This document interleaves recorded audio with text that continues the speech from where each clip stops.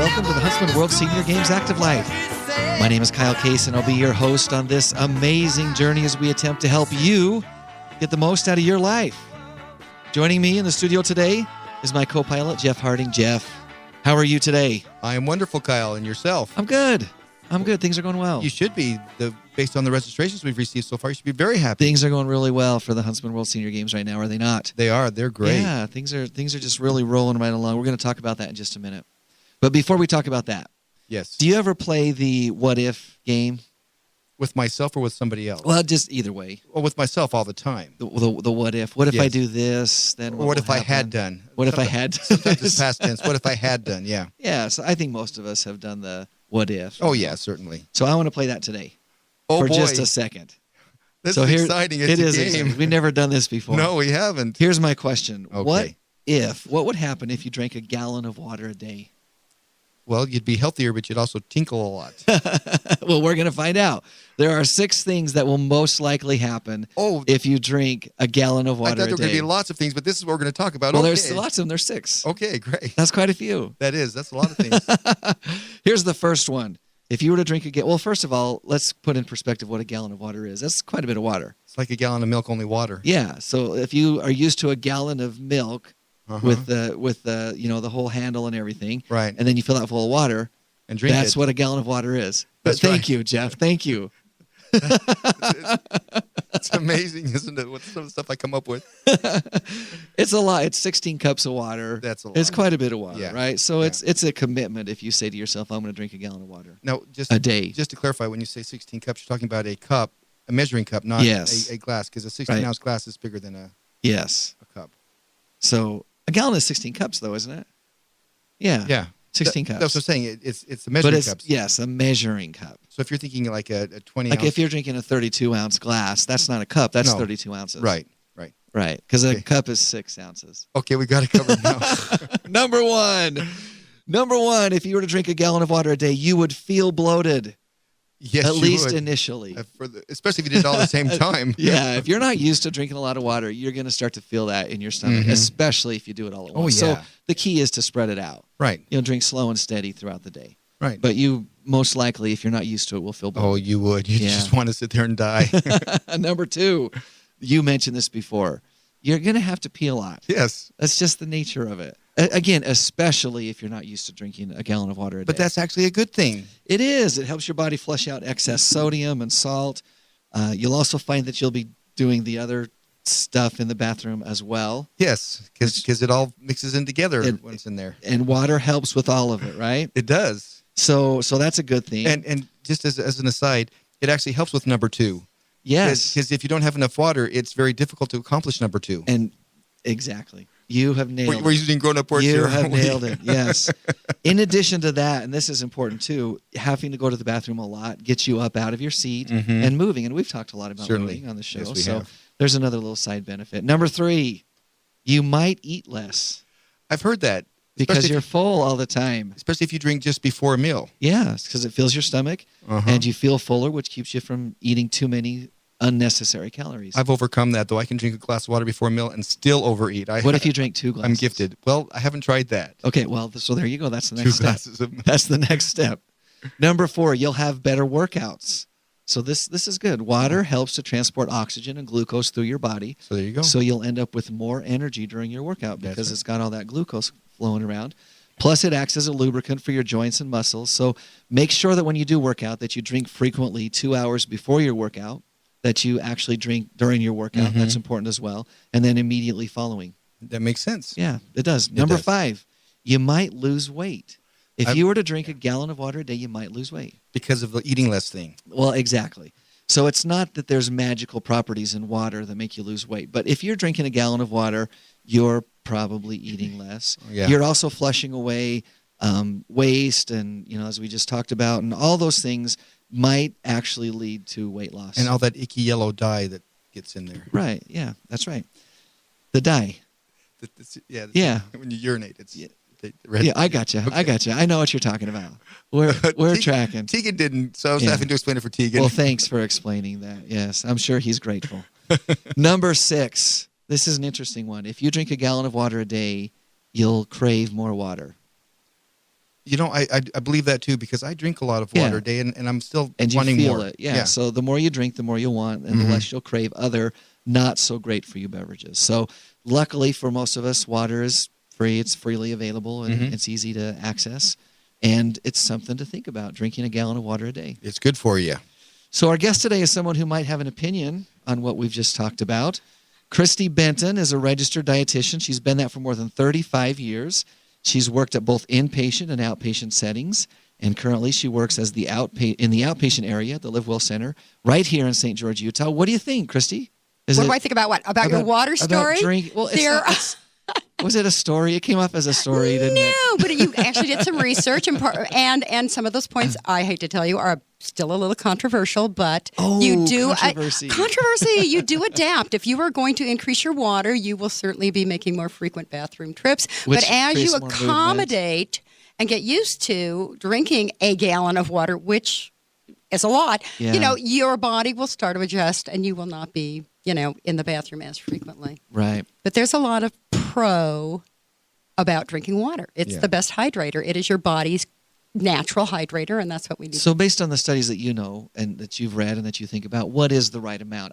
I'm not saying a gallon is the right amount, but what is the right amount? Still a baseline comes back to the 64 ounces a day, which is your 8-ounce glasses a day. That seems to be baseline. They can go as low as 6 for some people, but you're right. If you are engaged in strenuous activity or working in the yard in St. George in the summer at 101 degrees, certainly your water needs to be increased, certainly with the rise in temperature and certainly with the increase in work. Now, do you agree with I've heard that if you wait till you're thirsty, you've waited too long? That is correct. So you need to keep yourself hydrated before you're thirsty. Yeah, you don't wait till you're thirsty. You've gone too far. Interesting. Good advice. Well, awesome. So tell us more diet stuff. We wanted to talk a little bit about protein today. Let's talk about that. Speaking of controversy, and who doesn't these days, protein is kind of a controversy right now. We have the USDA saying this is what we recommend, this is baseline, and then you get your sports nutritionist saying, yes, but if you're doing weight resistance or training for something, you certainly need to increase. Yeah. There's controversy on does too much damage kidneys. It's still under research. Certainly if there is something, if you have compromised kidney function, too much protein is not going to be a good thing. So as with almost any nutrient, almost any pathway these days, we can find controversy in how much, when, what's the max amount you can take in at one day. There's just a lot of questions, and you're going to get a lot of opinions and hopefully a lot of facts on that. Yeah, well, and can I just say that to me, that's one of the biggest frustrations about trying to live the active life or to be healthy. Certainly. Is you get so much directly conflicting information that it's hard. It's hard to sort through it and to figure it out. And like you said, credible sources say one thing, and credible sources say the exact opposite thing. And then, of course, there's any number of incredible sources who are saying vastly different things as well. Absolutely. How do you sort through that? Like, what do you use? What's the technique that you use? Being science-based, I have to go to the research. I have to go to USDA. I go to the the AND, the Academy of Nutrition and Dietetics. So I will look to the professionals for their information, as opposed to, I've been at the gym and I've been pumping, 30 grams of protein twice during my workout, and it's really working for me. I'm going, you're probably peeing most of that protein out, sir. Speaking of peeing and who isn't, so I can't think of anybody. I don't know where that just came from. I have no idea. I love the way you slipped that in. That was just so smooth. Quite the segue. Yeah. It was. But indeed, you have to look at your sources. Again, if you look at the USDA recommendations, it's a very low amount. It's based on a younger generation, the younger 20, 30-year-old, and a non-physically active or very physically demanding person. If they're training for the marathon or training to be Mr. Olympia, you're going to have an increase in protein. But Joe Blow, hi there, 0.8 gram per kilogram, when, of course, a kilogram being 2.2 pounds. Now you say that, of course, like we're supposed to know that. Okay. Well, she even looked at me like, of course. I knew that you knew this. And I tried to give the expression, yes, I know that, so that it didn't throw her off, but I didn't know that. Okay, so you're saying 0.8 grams per kilogram. Which is 2.2 pounds. So if you say 0.4 per pound, you've got a pretty good way of going it. Now, that's low. I'm going to be real honest. That's baseline. So 0.4 grams. Which is How much is very a gram? You take 30 grams to make an ounce. Oh, wow. That's hardly anything. That's like hard? a bite. Oh, no kidding. It's very, very small amount. That's like a bite of chicken. But multiply it by your weight. Yeah, it's your weight, not the chicken's weight. Oh, okay, yeah, it's that like helps. this chicken weighs That helps. nothing. I guess you're thinking of the weight. Yeah, so It's pretty technical. Bottom line says, guys, they usually say baseline around 55 grams. Women were down around 45 grams. That's the bare bones minimum. That is, again, if you're not working out, if you're not doing physical activity, and, dare I say, if you're not aging, you can go with this bare bones. But as we get older, we need more protein, and it's a challenge sometimes to get that, even a slight increase in protein depending on your living situation. So it can be a challenge. So you said a couple of things that are interesting to me, and I maybe want to touch on both of them. The first one is it feels like it should be easy to get protein because we live in America and we consume meat like crazy, right? We still do. like it's going out of style. And we do that. There's no question about that. However, I will say that I've used an app to kind of track my diet, and so not knowing anything else, I've just followed their recommendations for my weight and height, and the thing that they do. And I have found that I'm generally not getting the amount of protein that they're recommending, and I am not adverse to eating meat. I love a good steak. I like chicken. I like fish. I'm not I don't feel like I'm a vegetarian or a vegan, although those lifestyles are great. I have nothing wrong with them, but I'm kind of a carnivore. I like to eat meat. I like the taste of it, and yet by the end of the day, I find that I'm usually not meeting the protein requirements. And I'm shocked because So generally, so that's weird, huh? It is weird. Generally speaking, if you look at that very baseline that I just mentioned, most adults will get more than that. Now, we are not just talking the protein that you would get from animal sources, Right. meat, You're chicken, talking and so forth. We're beans talking the and- beans. We're talking that piece of bread that you had. Maybe you had a rice bowl at lunch. There is protein from other sources. We Right. tend to think animal sources. But if you look at the total that you're getting throughout the day, there's a very good chance that you will be beyond that 55 grams as a male. Now, what's that new vegetable your wife's got you eating, or the rest? Is it quinoa? Quinoa. Yeah, Is- quinoa. Is quinoa is a grain, right? It's a grain, and it's Okay. one of the Guys. best sources of protein. It's got what we call complete amino acids. Yeah. It's it's better than rice, and it's certainly better than pasta. So the quinoa is a lovely alternative for your rice, pastas, some of the other grains that are out there. We were talking about that. Was it last week or 2 weeks ago? Yeah, a couple weeks. The kind of the rise of quinoa, if you will. It's readily available and it's easy to prepare. And it comes in three tastes colors. Well, and yeah, it Three tastes colors. good. I was at the grocery store just the other day, and they had in the area where you can like scoop up, like a whole bunch of gummy Bulk? bears. Bulk. Yeah, bulk. Yeah, Bulk. that area there. The they bulk had, area. They had quinoa and gummy bears, but they had quinoa there. So do you eat it raw too? No. Well, okay. I don't know. I've I'm never a eaten it neophyte. raw. I'm a neophyte. I've not I quinoa'd. don't- No, you do have to cook it. It's a very bland grain, and it technically really isn't a grain, but it's very bland. So you do need to jazz it up. You need to throw in some roasted some red peppers or some spices. garlic or some onion. It lends itself to blending with vegetables, which, by the way, you also need. Yeah. So it's There we go. kind, like I said, it's kind of like rice. It's a side dish. You'd mix things in with it if you like. So if you're just joining us, you're listening to the Huntsman World Senior Games Active Life. We're visiting with Christy Benton. She's a registered dietitian, and we're talking a little bit about protein. This brings me to my second point that you brought up that I thought was very interesting, and that is that as you age, your protein needs actually increase. That surprises me. I didn't realize that. And it is because, and it's the old which came first, the chicken or the egg, as we age, will naturally lose muscle mass. Yeah.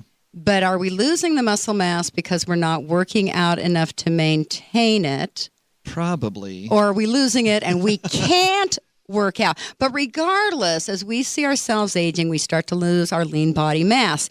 And the recommendation, that baseline of 0.8 per kilogram, has been shown not to maintain muscle mass in those 65 and older. So as we get to that, and I know you guys are miles away from that. No, But- he is. I'm not. As you I'm just around the corner. But as you get up into that, dare I say, senior area, we actually need a little bit more to maintain that body mass. If we want to keep living well and functioning, we've got to keep our muscle mass and use it. I was going to ask that. That was the next thing I was going to ask. So as you increase your protein, it's probably important that you also add some sort of resistance training of some sort into your lifestyle as well. You can. It's never too late to be active. You know, I get resistance training every morning when I try to get myself out of bed. You just resist. Yeah, the bed resists me getting out, so I have to fight to get out. I know that gravity. You might feel that way, but I also know that you do get up early and get out and walk, which is great. Yeah. That's a great thing. Well, so let's break this down just a little bit. We're just learning. We know that protein is important. The amount is important. What about the quality of the protein? Like, how important is it that you stay away from X and eat more of Y? All proteins fit.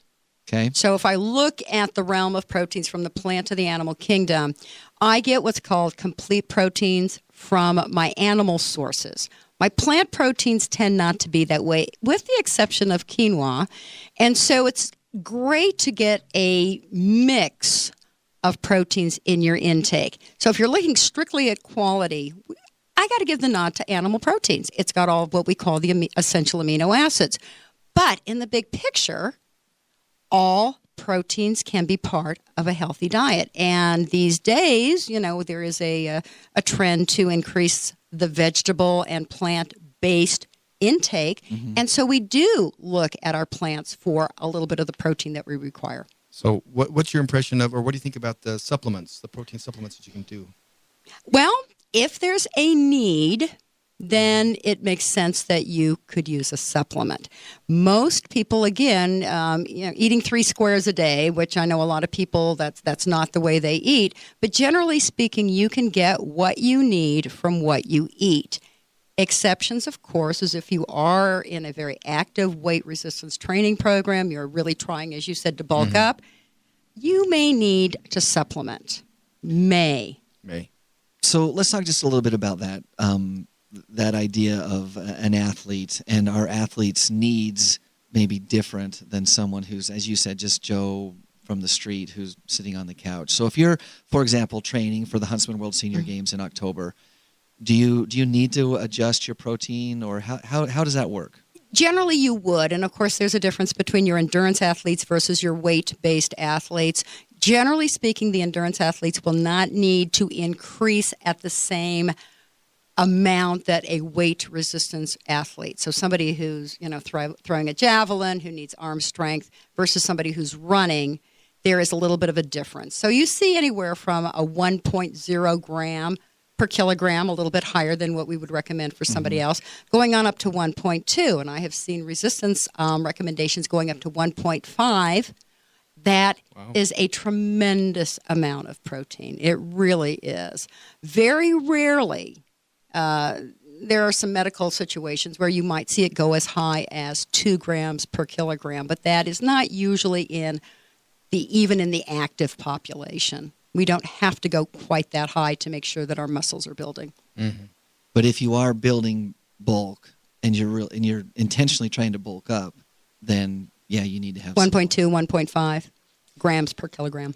So help us. I'm going back to this formula now because grams are just this abstract concept to me. Mm-hmm. Help us understand, what does that look like for the average person? If you're a male and you weigh 180 pounds, what does that look like? Is that with blue eyes? With blue eyes and no plenty hair. of hair or something.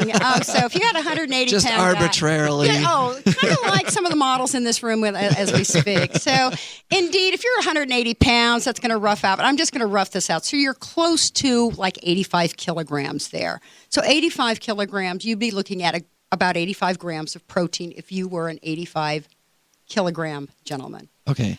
So from there, what does that look like? Is that like a whole chicken? Is it a slab of beef? That could very easily be like 8 ounces of meat, a couple glasses of milk, certainly a wide variety of grain products going in.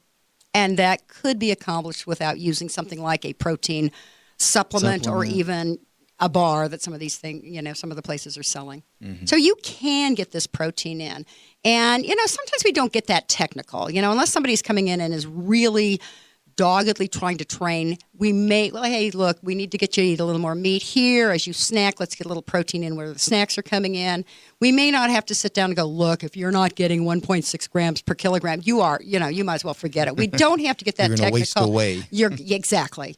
But you have to take it from a situation by situation. Right.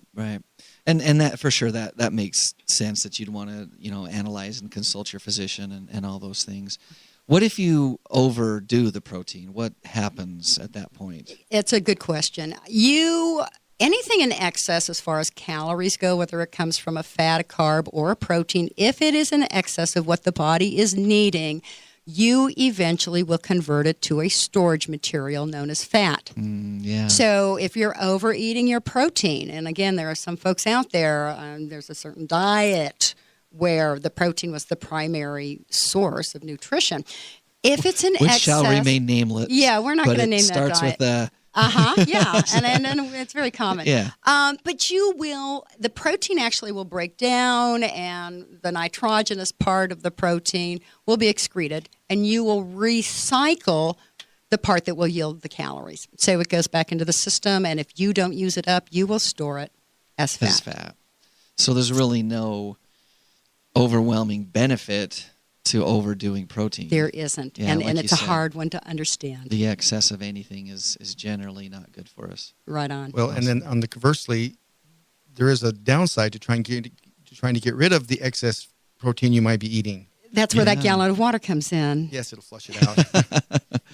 Very, very good. Well, Christy, thank you for joining us today. My pleasure. You brought some valuable information. I love chatting with you guys. Thanks for inviting me today. Awesome. Well, that's about the time that we have for Christy, but just to wrap it up with a couple of things. The big news this week at the Huntsman World Senior Games, Jeff, as you mentioned, is online registration is open. Kaboom. Yes, and definitely a kaboom. We opened online registration on the 1st of March at 1 second after midnight. That's our tradition. Right. So thankfully the computer just turns that on for us. But we didn't know if it was going to go well or not, and so several of us stayed up till the middle of the night to make sure that it turned on. And the reason for that is because we knew that there were people waiting, and not like just like one or facetiously. two. Yeah, we actually knew that there were a lot of people who either stayed up or set their alarms to register at midnight, and most of those people play the sport of pickleball. Yes, at pickleball. Yeah. So we found that registration opened right away, and immediately people started registering, and by 12:27 a.m. we had reached our participation cap in the mixed doubles. Mm-hmm. By 12:42 a.m., we had reached our participation cap for the women's doubles. By 12:43 a.m., 43 minutes after it opened, we had reached our participation cap for the men's doubles. Right. By 1:02 a.m., we had reached participation cap for singles. And by the morning, we had finished up with the skill levels. So before 9 a.m. on the 1st of March, we have now closed pickleball. Yeah. So if you didn't get in, I'm sorry. We're really sorry. But we have we've reached our participation cap. The good news is, though, Jeff, is that there are 29 other sports that are available, and they're all open. And there are even other racket sports. Yeah, there are. There's racquetball, there's tennis, there's table tennis. We've got all kinds of stuff. Badminton. We've got all kinds of stuff that are still available. We have registered over 960 total athletes in all of our sports, and it is going great. Which is just under 10% of what we're anticipating, yeah. So now is the time to get registered. The 2016 dates for the Huntsman World Senior Games are October 3rd through the 15th, so come and be a part of it. That's right. This year is the 30th anniversary. We've been talking about that for weeks. We've been saying for a long time that we're going to be having giveaways, and we are in the middle of our first giveaway. If you're listening to the show live right now, you have your first opportunity to win a registration fee waiver. If you go to facebook.com/World Senior Games and just tell us how many years you've been participating in the games. And if you haven't yet participated, write down zero. That's okay. But if you'll tell us from on our Facebook page how many years, you'll be entered to win a registration fee waiver, which could be awesome. Great. But you got to hurry because the competition ends today. Today's the day. We're going to have others, so don't lose hope. but today's the last day. So once again, that's facebook.com/World Senior Games. Tell us how many years you've competed, and if you haven't competed yet, just go ahead and put 0, and you might be a lucky winner. That's right. Tune in next Thursday at 4:30 p.m. Mountain Time on AM 1450 or FM 93.1 for the Huntsman World Senior Games Active Life. Remember, you can listen to this and any previous episode right from our website at seniorgames.net. And Jeff, here's our inspirational quote for the day. Enjoy the little things in life, for one day you'll look back and realize they were the big things. Until next Thursday, stay active. Bye, everyone.